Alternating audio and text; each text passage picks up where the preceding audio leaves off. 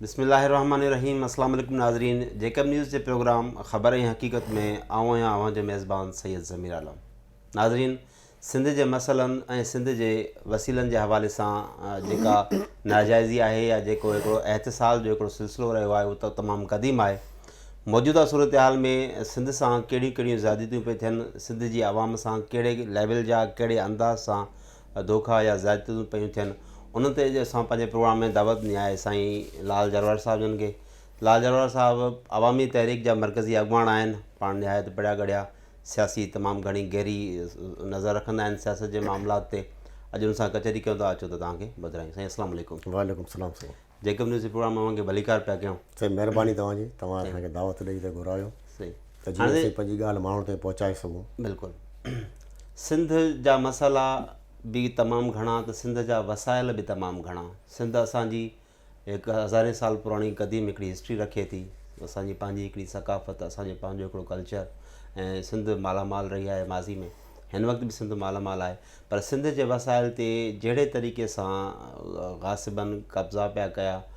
जंहिंजो जो मिसाल DH या असांजो बैरिया टाउन आहे, या जेके मुख़्तलिफ़ तरीक़े सां जेके शयूं थियनि पियूं, जेके बि मुख़्तलिफ़ खोड़ सारा इशूज़ आहिनि, उन्हनि ते अवां सां डिस्कस कयूं था। तव्हां इहो ॿुधायो त हिन वक़्तु जेके मेन इशूज़ असांजी सिंध में, जिन ते आवाम में हिकिड़ी शऊर पैदा करण जी ज़रूरत आहे या आवाम ताईं उहे ॻाल्हियूं पहुचाइणियूं आहिनि, उहे सम्झो था मेन शयूं कहिड़ियूं आहिनि? साईं सभु खां पहिरियों त तव्हांजो शुक्रिया अदा कंदुसि जो तव्हां असांखे हिते घुरायो, टाइम ॾिनो त जीअं सिंध जा जेके हींअर तमामु अहम ऐं बुनियादी मसाला आहिनि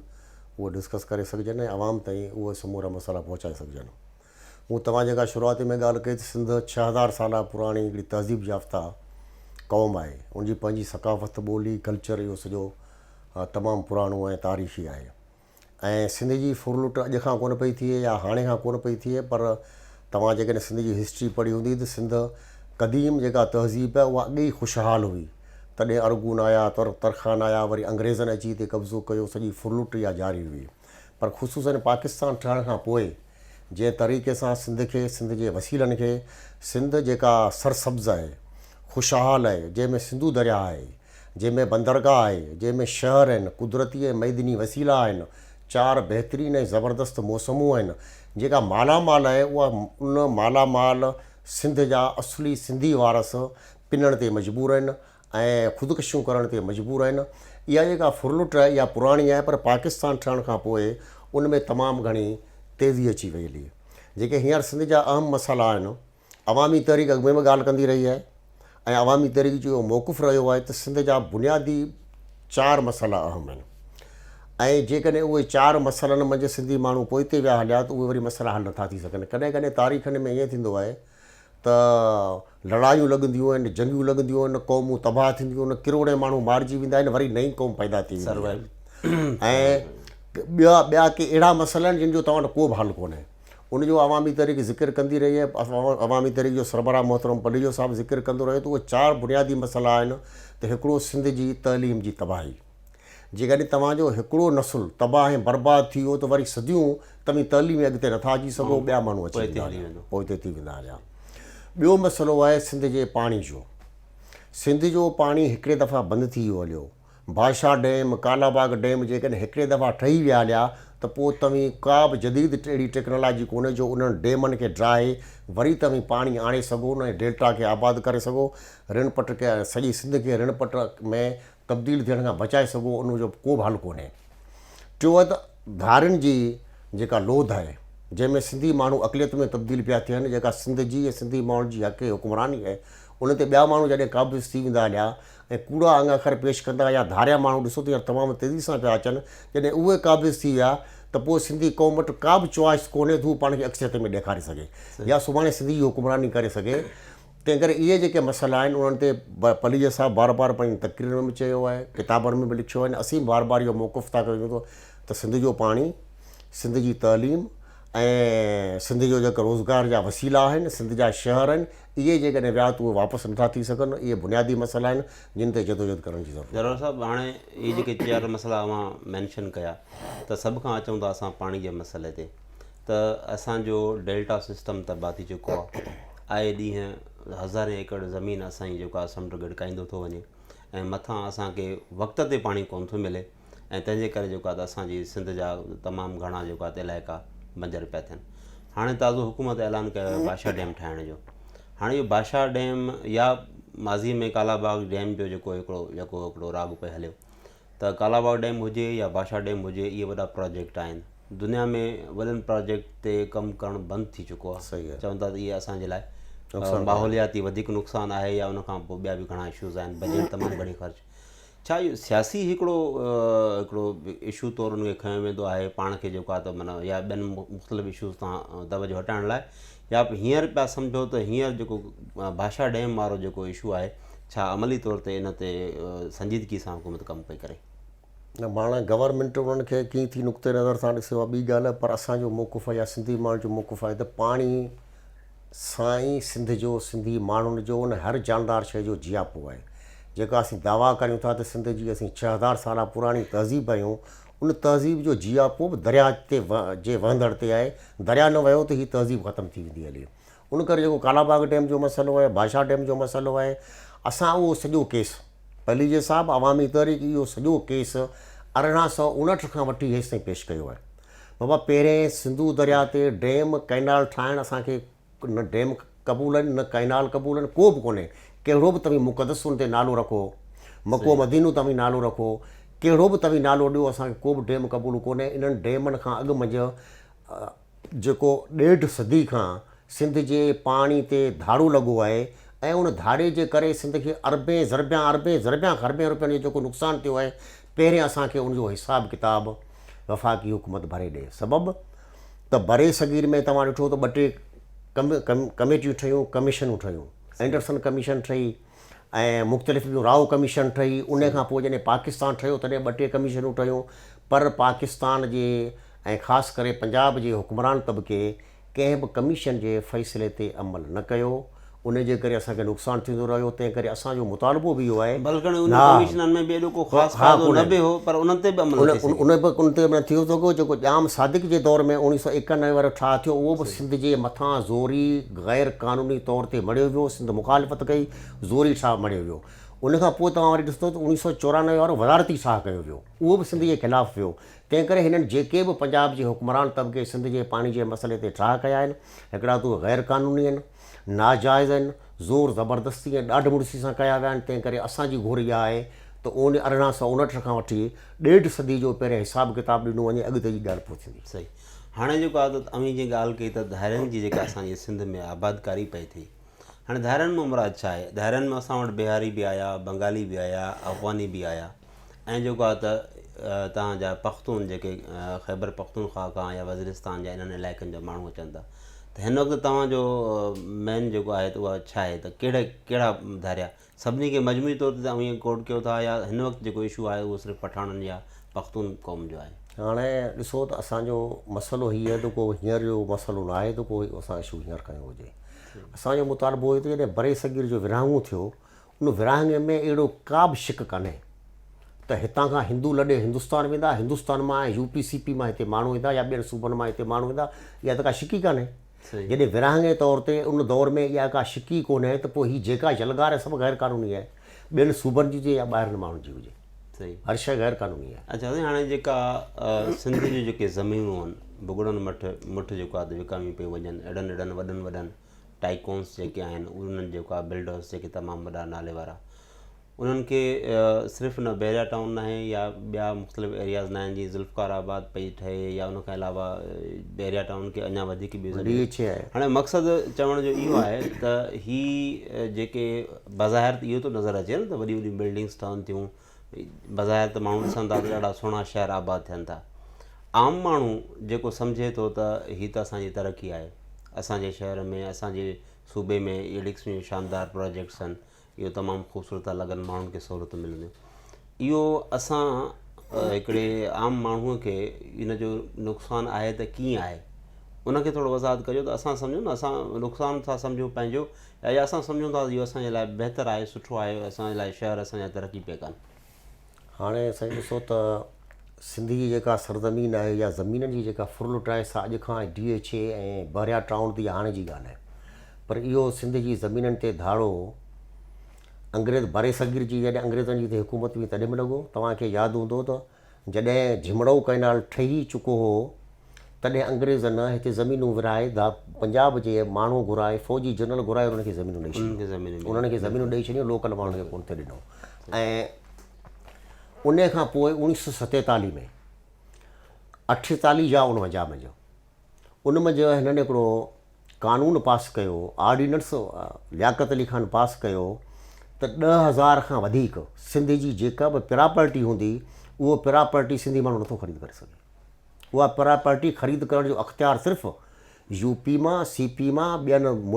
सूबनि में जेको बि धारियो माण्हू अचे थो उहो ख़रीद करे सघे थो मक़ामी माण्हू न उहा ज़मीन ख़रीद करे सघे थो हिंदू जेकॾहिं कंहिं शहर में जाइ छॾे विया उनजी जेकॾहिं क़ीमत 10,000 रुपया आहे त उहो उते जो रहायशी सिंधी माण्हू नथो ख़रीद करे सघे इहो ई ऑर्डिनेंस हिननि पास करे धाड़ा हणणु शुरू कया उन खां पोइ वनी यूनिट जे दौर में जेका फुल लुट थी सिंध जी ज़मीन ऑर्डिनेंस बि सिर्फ़ु सिंध लाइ हो सिर्फ़ु सिंध जे लाइ सूबनि न सिर्फ़ु सिंध जे लाइ सिर्फ़ु सिंध जे लाइ उहो रिकॉर्ड सॼो मौजूदु आहे उन ऑर्डिनेंस छाकाणि ॿियनि सूबनि में धारिया विया ई कोन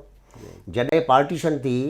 तॾहिं हिते हिननि माण्हू घुराइण शुरू कया हुन पंजाब में त हिन कंहिंखे सुठो ई कोन थियो चइबो आहे सिंध पाकिस्तान चयो पाकिस्तान आगे आहे इहा तारीख़ी हिकिड़ी ॻाल्हि आहे सभु अची कराची सखर हैदराबाद ॿियनि वॾनि शहरनि में आबाद थिया हुतां खां हिननि जी मथां खां सॼे गठजोड़ हुई गठजोड़ ते हिननि खे शहरनि ते कब्ज़ो करिणो हो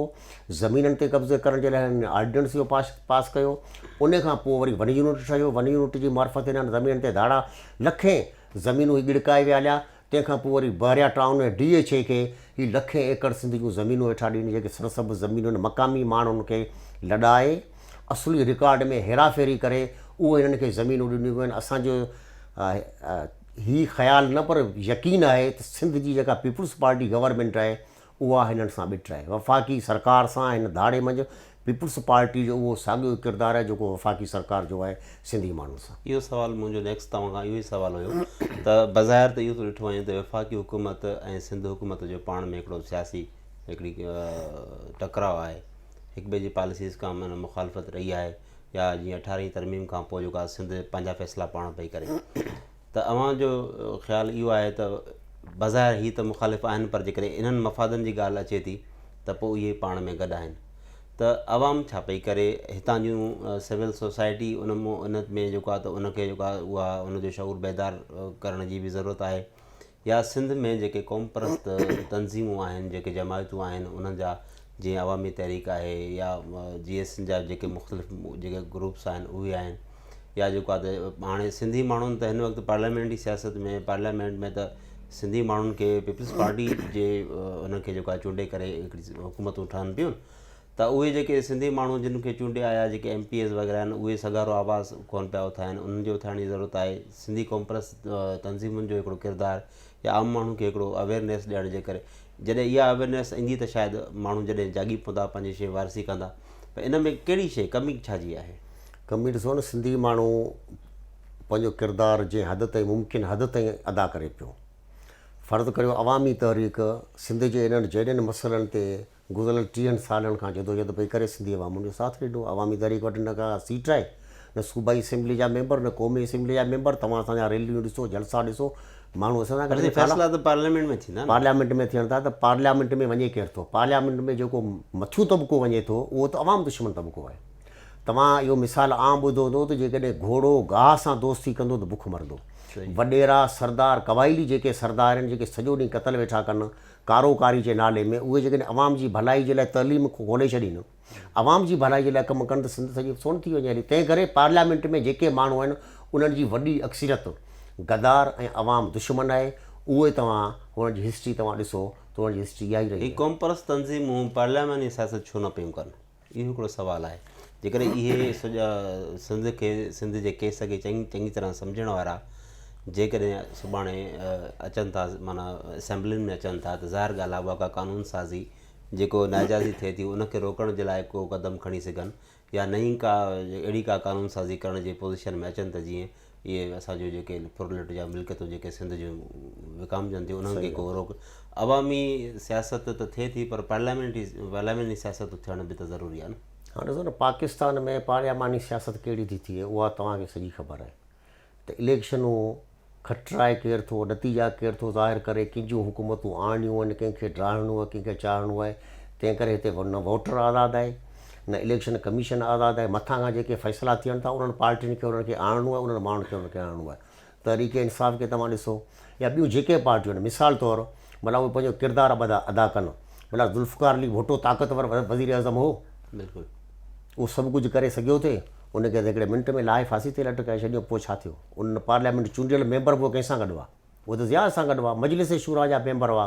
ऐं पोइ वरी नारा पिया हयूं, वरी जॾहिं भुट्टो ज़िया वियो त पोइ वरी वञी पीपुल्स पार्टी सां शामिलु थिया, पोइ वरी गीत ॻाइण लॻा त असीं भुट्टो जा दुश्मन ॻोल्हे ॻोल्हे मारींदासीं। नवाज़ शरीफ़ भारी मैंडेट खणी आयो, उन सां असरु कहिड़ो थियो? तंहिं करे तव्हांखे ख़बर आहे त हिते जेके चूंडूं थियनि थियूं से कहिड़े क़िस्म जूं थियूं? मिसाल तौरु हिन तक जी था पाण ॻाल्हि करियूं, हिते भला के सरदार जे हुकम खां सवाइ को माण्हू वोट ॾेई सघे थो का पोलिंग? छाकाणि त पुलिस उन्हनि जे हवाले आहे, इंतिज़ामिया उन्हनि जे हवाले आहे, मजमूई तौर ते सभु कुझु ईअं आहे। तंहिं करे माण्हू ख़ुदि वोट ॾियण में बि आज़ादु न आहे, जंहिंखे वोट ॾियणु चाहे थो ॾेई नथो सघे, जेको माण्हू मुखालिफ़त करे थो उहो ॿिए ॾींहुं आहे ई कोन।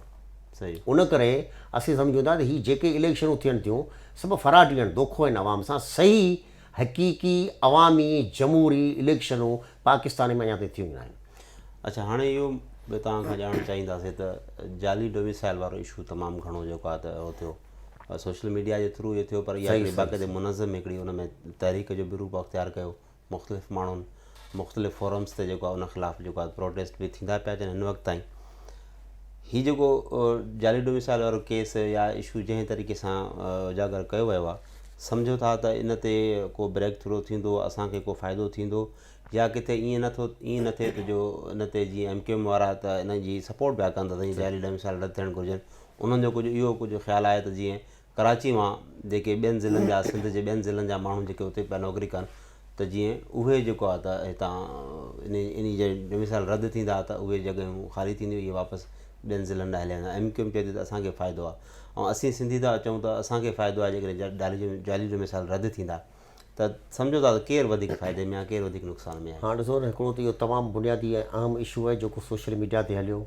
ऐं रुॻी सोशल मीडिया ते हलियो कोन, पर उन में जेको नौजवान हो, बाशऊर नौजवान हो, उन पंहिंजो किरदारु अदा कयो, ऑफिसनि में विया आहिनि, उहो सॼो हिन रिकॉर्ड हथु कयो आहे, उहो सोशल मीडिया ते लिखियो आहे त हीअ हिननि जो रिकॉर्ड, हिते ही सिंध में हीअ ऑफिसर आहिनि। उन में तव्हां ॾिसंदो त टोटल जेके वॾा वॾा ऑफिसर सभु कूड़ा डोमिसाइल ठाराए ॿियनि सूबनि जा मां हिते आया आहिनि, उन रुश्वतूं ॾेई कूड़ा डोमिसाइल ठाराए हींअर सिंध जी कोटा ते वॾनि वॾनि पोस्टनि ते वेठा आहिनि। अक्सरियत जेका बि आहे उहा ॿाहिरिनि माण्हुनि जी आहे, सिंध मां के एकड़ ॿेकड़ के अहिड़ा खणी थी सघनि था, बाक़ी अक्सरियत कूड़नि डोमिसाइलनि में टोटल ॿाहिरि जा माण्हू आहिनि, ॿाहिरि सूबनि जा माण्हू आहिनि, अफ़गानी आहिनि, हिन ख़ैबर पख्तूनख्वा जा माण्हू आहिनि, ॿियनि सूबनि जा माण्हू आहिनि। तंहिं करे मुंहिंजो ख़्यालु आहे त उहो बिल्कुलु रद्द, जेको बि कूड़ो डोमिसाइल ठहियो आहे, जिन खे बि नौकिरी मिली आहे उहा बिल्कुलु सभु रद्द थियणु खपनि, ऐं जेके बि जिन बि इन क़िस्म जो कमु कुदो कमु कयो आहे उन्हनि ऑफिसरनि खे सज़ा ॾियणु खपे, ऐं जिन कूड़नि डोमिसाइलनि ते नौकिरियूं वरितियूं आहिनि, मराहत हासिलु कयूं आहिनि ऐं पघारूं खयूं आहिनि, उहे सभु उन्हनि खां वापसि वरितियूं आहिनि। अच्छा, सिंध हुकूमत इन इशू ते हिकिड़ो स्टैंड वरितो, उन्हनि ऐलान कयो त असीं जेको आहे त एडिक्स या कमीशन वग़ैरह ठाहे करे जेके जेके माण्हू इन में मुलविस आहिनि उन्हनि ते, पर हिन वक़्तु कुझु ख़ामोशी बि नज़र अचे त छा का सेटलमेंट थी वई आहे, या हिननि कोई वक़्ती तौर ते हिकिड़ो बयानु ॾेई करे मामले खे थधे करण जी कोशिशि कई, या सम्झो था अमली तौर ते को आसिरो बि आहे त कोई इन ते क़दम खणंदा? सिंध हुकूमत कुझु कोन कंदी। इन्हनि सिंध पीपुल्स पार्टी जे वॾेरनि मंझां या GTA जे वॾेरनि मंझां, वॾेरे तबिके मंझां, सरदारनि मंझां का बि भलाई जी उमेदु रखणु ॿुॿरनि खां ॿेर घुरण जे बराबरि, कुझु बि कोन थींदो। इहो आवाम खे मुतहद थियणो पवंदो, माण्हू सुजाॻ थींदा, मुतहद थींदा त सभु कमु थी वेंदो। आवाम जी ताक़त माज़ी में जीअं मुख़्तलिफ़ इशूज़ ते डैम जो इशू हुजे या आबादकारी जो इशू हुजे दायरनि वारो, त सिंध जी क़ौम परस्त तंज़ीमूं पाण में गॾु थियूं, त हाणे हींअर को अहिड़ो को अव्हांजे ज़हन में को प्लान त भई वरी ॿीहर साॻियो जेके बि क़ौम परस्त धुरियूं आहिनि सभिनी खे गॾु विहारे करे हिकु 1 बाय 1 मुख़्तलिफ़ इशूज़ ते हिकिड़ी गॾियल जदोजहद हलाइजे त जीअं उन जा जेके असांखे माना हक़ीक़ी तौर ते बेनिफिट मिली सघनि? उहो पाण गॾियल जदोजहद हलायूं पिया। तव्हांखे ख़बर हूंदी त सिंध एक्शन कमेटी ठहियल आहे, जंहिंमें जीअं जलाल महमूद शाह इन्हनि ते उन सभु शामिलु कंदासीं, जंहिंमें कुझु धारियुनि जे मसइले ते इन्हनि पाण सभिनी सॼी सिंध में रैलियूं कढियूं हुयूं। गॾियल एक्शन कमेटी ठहियल आहे, जंहिंमें GS सिंध जा कुझु दड़ा आहिनि, अवामी तहरीक, जलाल महमूद शाह उनजो चेयरमैन हो, उनजे तरफ़ां इन्हनि सभिनी धारनि जे मसइले ते, ज़मीननि जे मसइले ते, पाणी जे मसइले ते, सभिनी जे मसइलनि ते असीं जदोजहदूं हलाए चुका आहियूं। ऐं हिन कोरोना जे करे थोरो वरी उहो जदोजहदूं कोन हली सघियूं आहिनि, पर असांजी कोशिशि इहा आहे त उन सॼे प्लेटफॉर्म खे वरी बि सरगर्म कजे, हिननि मसइलनि ते गॾिजी उन सॼी शइ खे खणिजे। वॾी महिरबानी साईं, तव्हांजी महिरबानी क़ीमती वक़्तु ॾिनो। महिरबानी थैंक यू। नाज़रीन,